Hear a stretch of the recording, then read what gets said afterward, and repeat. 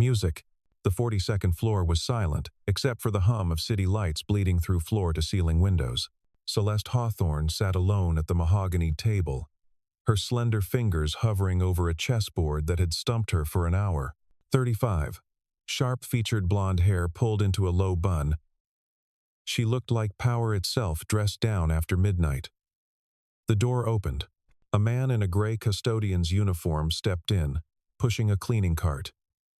He paused. "Sorry, ma'am. Didn't know anyone was still here." She didn't look up. "Do you play chess?"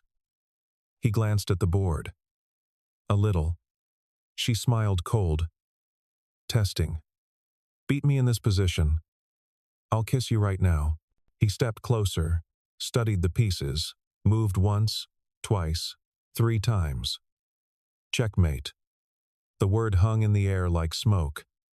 Celeste's hand froze over her fallen king. Her heartbeat was the only sound left in the room.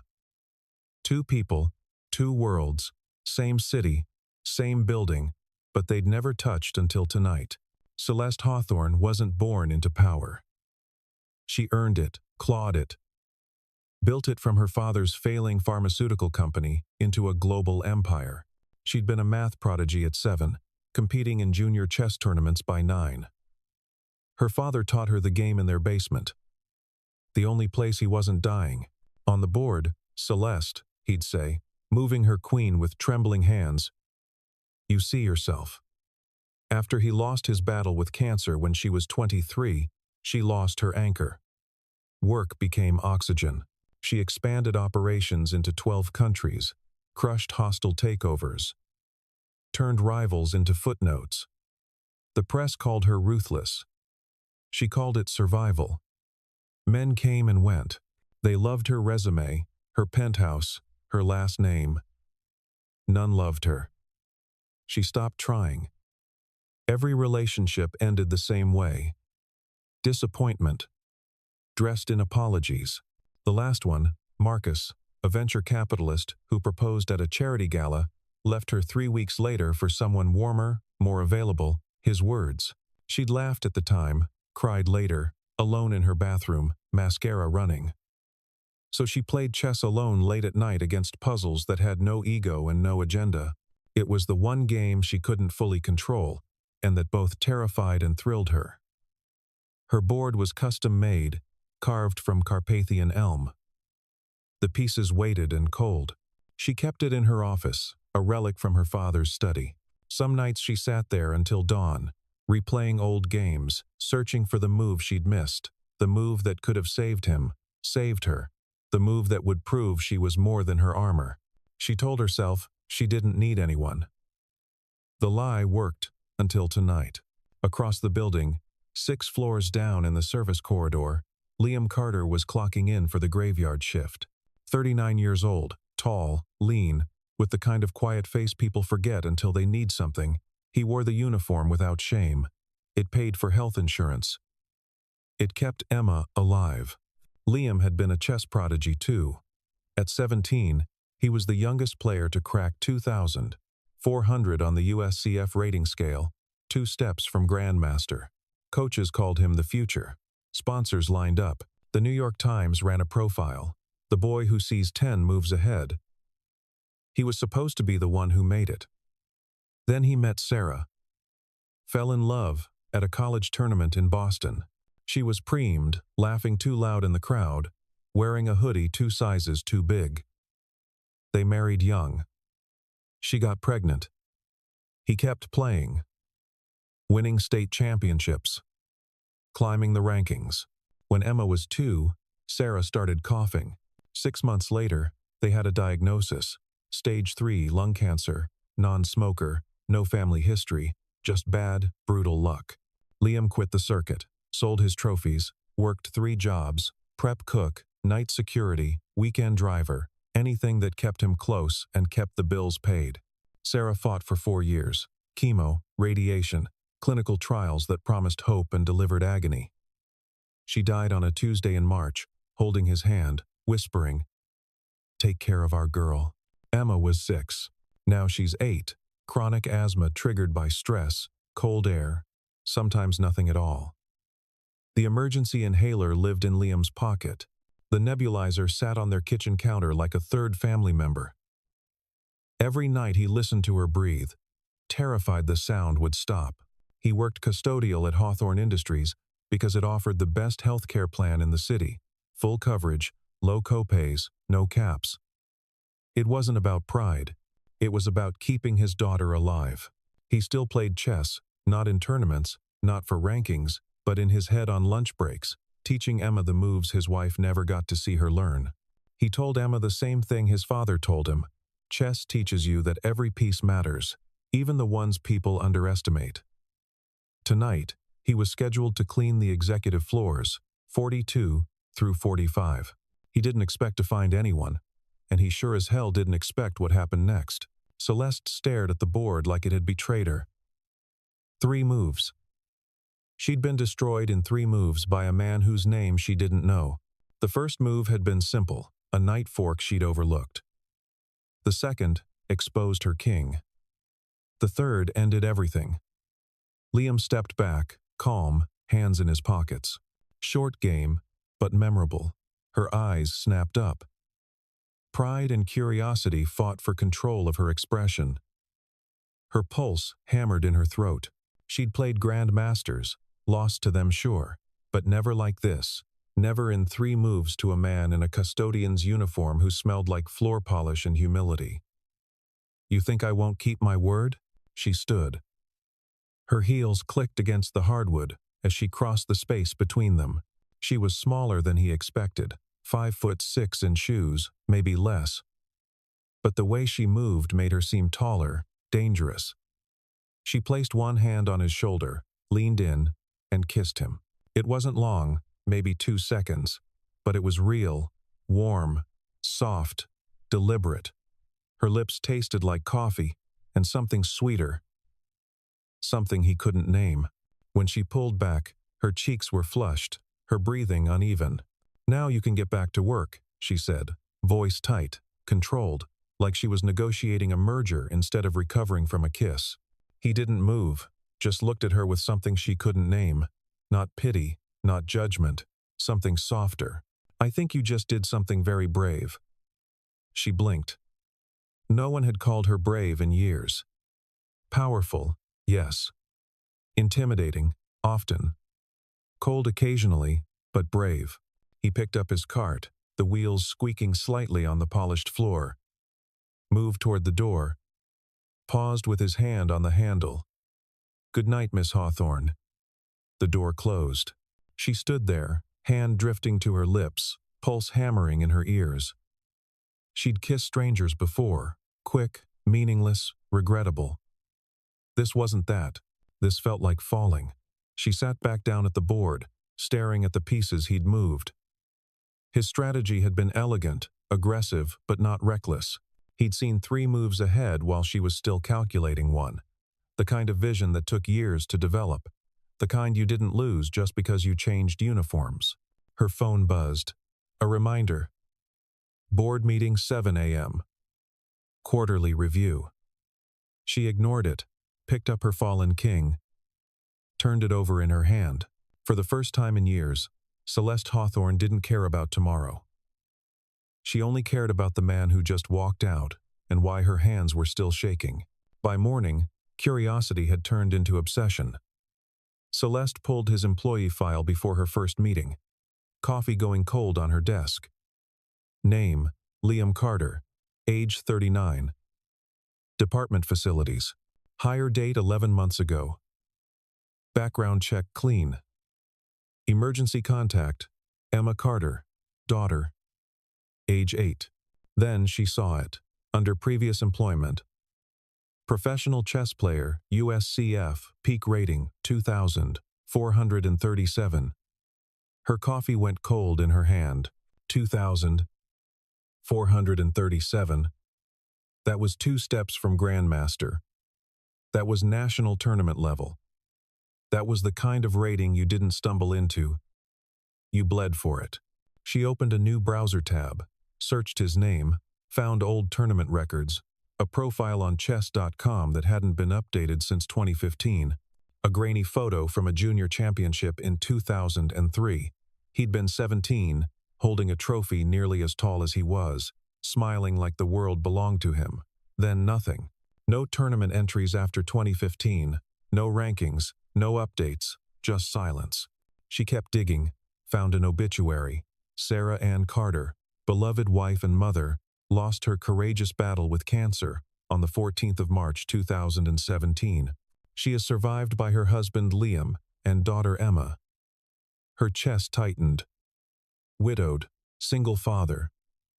Daughter with chronic asthma. She clicked another link, a local news article from 6 years ago. Rising chess star drops out of tournament to care for ailing wife. There was a photo, Liam, younger, thinner, standing outside a hospital holding a toddler. Celeste closed the laptop.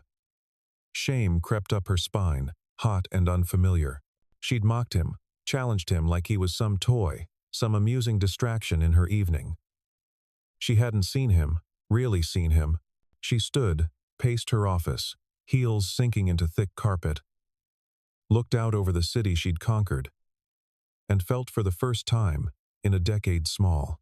That afternoon, she found herself walking through the lower floors, told herself it was a routine inspection. It wasn't. She never did routine inspections. She found him in the break room on 38, showing a security guard named Marcus how to set up a queen's gambit on a travel chessboard. The guard was leaning in, fascinated, taking notes on a napkin. Liam was patient, sketching moves, explaining tempo and control like he was teaching a master class. Not killing time on a lunch break. He looked up, saw her, smiled, not mocking, not surprised, just warm. "Miss Hawthorne." She nodded, kept walking. Heart pounding against her ribs like it was trying to escape. But she knew with absolute certainty that she was in trouble. It happened 3 nights later, just past 11. Celeste was leaving late again. Heels echoing through the parking garage, keys in hand. When she heard the scream, high-pitched, desperate. A child. She ran, found Liam on his knees beside a small girl, slumped against a concrete pillar. The child's lips were blue, her chest heaving in shallow, desperate gasps that sounded like tearing paper. An inhaler lay useless on the ground beside them, empty. "Emma, baby, stay with me. Breathe, sweetheart. Just breathe." Celeste didn't think. She dropped her bag, pulled out her phone, dialed 911. Her voice came out sharp, commanding. "This is Celeste Hawthorne, CEO of Hawthorne Industries. I need an ambulance at 550 Clark Street, sublevel 2, northwest corner. Child in severe respiratory distress. I'm authorizing use of our rooftop helipad for emergency medical transport if needed," the operator confirmed. Celeste knelt beside them, skirt splitting slightly at the seam. She didn't care. Help's coming. What does she need? Nebulizer. Hospital. She needs. His voice cracked, broke, reformed. She needs to get to a hospital now. Celeste pulled off her coat, a $1,200 Burberry trench, and wrapped it around Emma's shaking shoulders. "Stay calm. Breathe with me, sweetheart. In through your nose, that's it, out through your mouth. You're doing so good." Emma's eyes fluttered open, unfocused, terrified. Celeste kept talking, kept her voice steady, even as fear clawed at her throat. She'd negotiated billion-dollar deals without breaking a sweat. But watching this little girl struggle to breathe cracked something inside her she didn't know existed. The ambulance arrived in 4 minutes. Paramedics loaded Emma onto a gurney, started oxygen, IV monitoring. Liam climbed in beside her, his face pale, his hands gripping hers like she might disappear if he let go. Before the doors closed, he looked back at Celeste, eyes red, voice raw. "Thank you." She nodded, couldn't speak, didn't trust her voice. The ambulance pulled away, sirens wailing into the night. Celeste stood there in the fluorescent garage light, shaking, her coat gone, her blouse wrinkled, mascara probably smudged. She'd faced boardrooms full of hostile investors without flinching. but watching that little girl struggle to breathe had destroyed her. She didn't go home. She sat in her car for an hour, hands on the steering wheel, replaying the moment over and over. The way Liam had held his daughter, the raw terror in his eyes, the strength it took to stay calm when your whole world was suffocating in your arms. For the first time in a decade, Celeste Hawthorne cried. Really cried. Not the polite tears at her father's funeral, not the angry tears after Marcus left. These were the kind of tears that came from somewhere deeper, somewhere she'd locked away. She showed up at the hospital the next morning with coffee, 2 large black coffees and 1 hot chocolate, and a stuffed rabbit she'd grabbed from the gift shop without thinking. Emma was awake, propped up on pillows, oxygen tube taped under her nose. Her color was better, pink returning to her cheeks. When she saw Celeste walk in, her eyes went wide. "Are you the fairy godmother?" Celeste laughed, a real laugh, not the polite corporate kind she used in meetings. "No, sweetheart, just a friend." Liam was sitting beside the bed looking like he hadn't slept in days, probably hadn't. He stood when she entered, a reflex. "You didn't have to come, I wanted to." She handed him the coffee. He took it, hands shaking slightly. "Thank you for last night. For everything." "How is she?" "Better. They want to keep her 1 more night, make sure the steroids are working." Emma reached for the rabbit. Celeste handed it to her. The girl hugged it tight, smiled. "What's her name?" "I don't know. What do you think it should be? Queenie, because you're like a queen." Celeste's throat tightened. "Queenie, it is." She stayed for an hour, brought Emma a book, The Queen's Gambit by Walter Tevis, and read the first chapter aloud. Emma asked questions. Celeste answered, making up voices for the characters, getting lost in the story. Liam watched from the chair, something soft crossing his face. Over the next 2 weeks, she came back. Every other day at first, then every day. Brought puzzles, coloring books. A small magnetic chessboard that stuck to the hospital tray. Emma lit up every time she walked in, called her Miss Celeste in a voice that made Celeste's heart ache in ways she didn't understand. Liam opened up. Told her about Sarah, about the years of treatment, the hope that turned into grief, about working nights so he could be there when Emma got home from school, about lying awake listening to her breathe, terrified of silence, about selling his trophies to pay for medications the insurance wouldn't cover, about teaching Emma chess because it was the only thing he had left of the person he used to be. Celeste listened, didn't offer platitudes or empty comfort, just sat with him in the weight of it, shared her own stories, her father's death, the loneliness of success, the men who loved her empire but not her. The nights she played chess alone trying to find the version of herself her father believed in. One evening after Emma had fallen asleep clutching Queenie, Liam walked Celeste to the elevator. "Why are you doing this?" he asked quietly. She hesitated, looked at the elevator doors, at her reflection, tired, makeup faded, hair messy. She looked human. "Because I don't know how to stop." He studied her face. "You're not what I expected, neither are you." The elevator arrived. She stepped in. He held the door. "Celeste." It was the first time he'd used her name, not Miss Hawthorne, just Celeste. "Yeah. Thank you for seeing us." The doors closed. She leaned against the wall, heart pounding, and realized she was in love with a man she barely knew, and his daughter, who called her a fairy godmother. It started as a joke, or maybe it started as cruelty. On the internet, it was hard to tell the difference. Someone in accounting, a guy named Derek who spent more time on his phone than working, had filmed the moment on the 42nd floor. He'd been walking by, seen the CEO through the glass, thought it would be funny. Celeste's voice, clear and sharp, through his phone's microphone. "Beat me in chess. I'll kiss you right now." The checkmate. The kiss. 18 seconds of footage that would change everything. He posted it to the company Slack as a joke. "CEOs got game LOL. It spread. First through the company. Then someone shared it on Twitter. then TikTok, then Instagram, Facebook, Reddit, everywhere. CEO kisses janitor trended globally within 12 hours. The comments ranged from romantic to vicious. This is what equality looks like. She's mocking him. This is humiliation porn. Staged PR stunt. No way that's real. She's going to fire him now. Watch. Classic power move. Imagine being so powerful you can kiss whoever you want. Imagine being so desperate you kiss the janitor. The board called an emergency meeting. Shareholders sent emails demanding explanations. The PR team was in full crisis mode, drafting statements, preparing responses. The media camped outside the building. Reporters shouted questions at every employee who walked out. Celeste sat in her office, staring at her phone, watching the video loop. She looked arrogant in it, mocking, everything she'd been trying not to be. The comments cut deeper than she expected.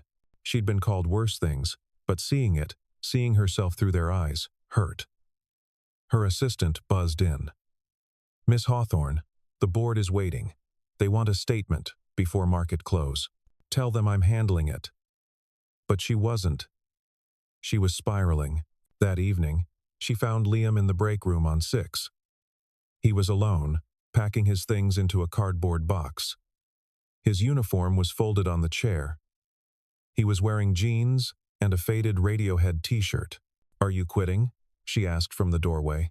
He looked up, no anger in his face, just exhaustion. "Isn't that what you want?" "What? No. You think I leaked that video? You think I'm using you? Trying to get a payout? Maybe a settlement?" Her voice went cold, defensive. "Did you?" He stood, walked to the door, stopped inches from her. She could smell soap and tiredness. "You beat everyone, Celeste. Every competitor, every challenge, every person who gets close.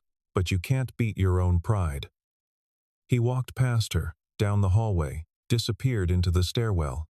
She stood there alone in the fluorescent light, her reflection staring back from the vending machine glass. He was right. She'd built walls so high she couldn't see over them anymore.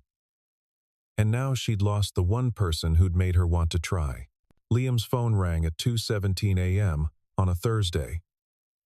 He was already awake. He'd been awake since midnight, watching Emma sleep, listening to the slight wheeze in her breathing that meant trouble was coming. At 2:15, she woke up gasping. He grabbed the inhaler, tried twice. Nothing. She was getting worse, lips turning blue, panic in her eyes. He called 911, scooped her up, ran to the car. No time to wait. Drove toward Mercy General. Running 2 red lights. Not caring. Halfway there, his phone buzzed, a notification from the insurance app. Coverage suspended pending administrative review. Estimated resolution, 5 to 7 business days. Panic turned his blood to ice. The hospital wouldn't treat her without insurance. He'd been through this before. They'd stabilize her. But anything beyond that required payment up front. Payment he didn't have. The medical bills from Sarah's treatments had bankrupted him. He was still paying them off. He pulled into the ER bay, carried Emma inside. The intake nurse took one look and called for a doctor. They got her on oxygen, started an IV, but when Liam tried to check her in, the system flagged his account. "Sir, your insurance shows as inactive. We'll need payment information before we can admit her. She can't breathe." "I understand, sir." But he pulled out his phone with shaking hands, called the one person he shouldn't have, the person he'd walked away from 2 days ago. Celeste picked up on the first ring. "Liam. Emma. Hospital. Insurance is down. I don't know what to." "Which hospital?" "Mercy General." "I'm coming." 10 minutes. She arrived in 8. No makeup, hair loose and wild, wearing gray sweatpants and an oversized Columbia hoodie. She looked 19.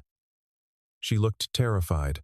She found him in the ER waiting room, head in his hands, Emma on a gurney beside him, oxygen mask strapped to her small face. Celeste didn't say anything, just sat beside him, took his hand. He looked at her, eyes red, face hollowed out. "I'm sorry. I shouldn't have called. I didn't know who else. I'm glad you did. They won't admit her until the insurance clears. They said it could be hours, maybe days, and she needs treatment now." Celeste stood, walked to the nurse's station, spoke to the charge nurse in a voice that could cut glass. The nurse made a call. An administrator appeared. Celeste spoke again, quieter this time, but with absolute authority. 10 minutes later, Emma was in a private room, nebulizer running, pediatric pulmonologist on the way, IV fluids, steroids, everything she needed. Liam found Celeste in the hallway outside the room, leaning against the wall, eyes closed. "What did you do?" "I told them I'd personally cover all costs, and that if they delayed treatment one more second, I'd have my lawyers here before sunrise." He laughed, exhausted, relieved, broken. "You can't do that. I just did." He pulled her into a hug. She froze, then melted, wrapped her arms around him, and held on like he was the only solid thing in the world. "I'm sorry," she whispered into his shoulder, "for everything, for not seeing you, for being afraid, for accusing you, for every stupid, prideful thing I said." "Afraid of what?" "Of needing someone, of being weak, of caring more than I should." He pulled back, looked at her. Really looked, saw past the CEO, past the walls, past the armor. Saw the girl who learned chess from her dying father. The woman who played alone every night, the person terrified of losing. "I need you too," he said. Dawn broke. Emma stabilized. They sat side by side in plastic chairs, drinking terrible hospital coffee from styrofoam cups, shoulders touching. Celeste realized something. She wasn't afraid anymore. When Emma came home 4 days later, she set up a chessboard on the kitchen table of Liam's small apartment. Celeste was there. She'd been there every day, bringing food, reading to Emma, helping with medications. It felt absurdly domestic. It felt perfect. Emma moved a pawn. "Miss Celeste, do you always win when you play chess?" Celeste sat down across from her. "I used to think I had to. But you don't like it? Winning? I mean, what makes you say that?" Emma shrugged, moving her knight. "Because when Daddy plays, he smiles, even when he loses. You don't smile when you win. You look sad." Celeste looked at Liam. He was at the stove making grilled cheese sandwiches, pretending not to listen, but she saw the way his shoulders had tensed. Emma moved another piece. "I don't like winning either. I like the part before someone wins, when it's still a story, when anything can happen." Celeste's throat tightened. She reached across the table, moved her knight deliberately, leaving her queen exposed. "You're right. That is the best part." They played until the sandwiches burned slightly at the edges. Liam didn't care.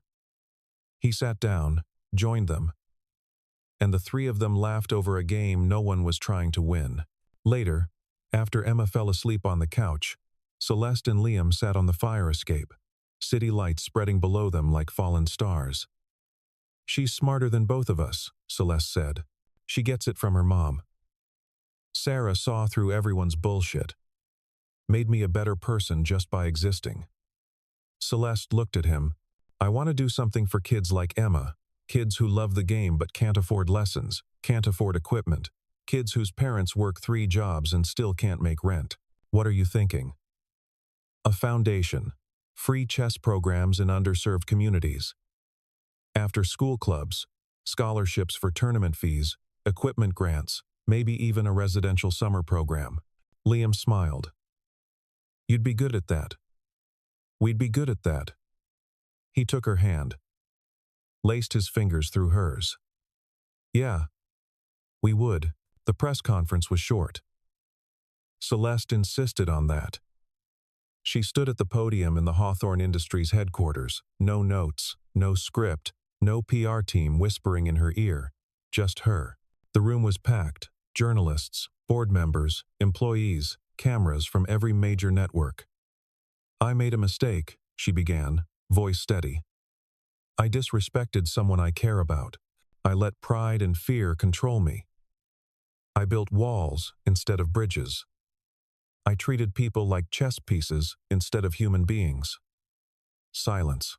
I'm stepping down as CEO of Hawthorne Industries, effective immediately. Richard Chen will assume the role. He's brilliant, capable, and he actually likes quarterly reports. Scattered laughter, confused murmuring. I'm launching the Queen's Move Foundation. We'll provide free chess education to kids across the country, tournaments, coaching, equipment, scholarships, everything they need to play, because every child deserves to learn that they matter, that they're powerful, that they can think 3 moves ahead and change their lives. She paused, found Liam in the back of the room. Emma beside him. Both watching. I've spent my life winning, crushing competitors, building empires. I thought that made me strong. I was wrong. Strength is asking for help. Strength is admitting you're scared. Strength is loving someone even when it terrifies you. She smiled. I'm ready to start playing for real now. The room erupted, questions shouted, cameras flashing. But Celeste walked off the stage, straight to Liam and Emma. Emma hugged her. You were really brave, Miss Celeste. Learned it from you, kid. Emma hugged her. Emma, to Hub. 6 months later, the Queen's Move Foundation opened its first center in Brooklyn, an old community center renovated into a chess haven. 50 kids showed up the first day, 100 by the end of the month, 300 by summer. Liam ran the coaching programs, taught kids openings and games, tactics, but mostly taught them to believe in themselves. Celeste handled operations, fundraising, expansion. They opened centers in Chicago, Detroit, Los Angeles, hired former professional players who'd fallen on hard times, gave them purpose again. Emma helped with the younger kids, teaching them how to set up the board, how to be patient, how to think before moving. She wore a junior coach t-shirt Celeste had made for her. She'd never been happier. Celeste didn't miss the corner office, didn't miss the power lunches, the hostile boardrooms, the quarterly earnings calls. She missed nothing because she had everything. 1 year later, they sat in the small backyard of the house they'd bought together. A 2-story colonial in a quiet neighborhood, with a porch and a garden and a tire swing. Late afternoon sun, warm and golden, summer fading into autumn, a chessboard between them on the picnic table. Emma on the porch steps with a book, legs swinging, Queenie the rabbit beside her. Celeste moved her bishop. If I take this position, you'll lose your queen in 2 moves. Liam grinned, moved his knight anyway. I know, but this time, I want to lose. Why would you want to lose? Because losing to you means I get to keep playing. And I never want this game to end. Emma looked up from her book. Maybe you both win. They laughed. Celeste reached across the board, knocked over both kings, took his hand. I'm not playing to win anymore. I just want to stay in the game with you, with her, with this life we're building. He leaned in, kissed her, soft, slow, like they had all the time in the world. Like they'd already won everything that mattered. Emma clapped. Checkmate. Celeste pulled back, smiling. That's not how it works, sweetheart. Emma shrugged, grinning. I think it is. When 2 people love each other, they both win. That's checkmate, the good kind. Liam looked at Celeste. She looked at him. And in that moment, surrounded by imperfect happiness and second chances, they both knew Emma was right. Checkmate of hearts.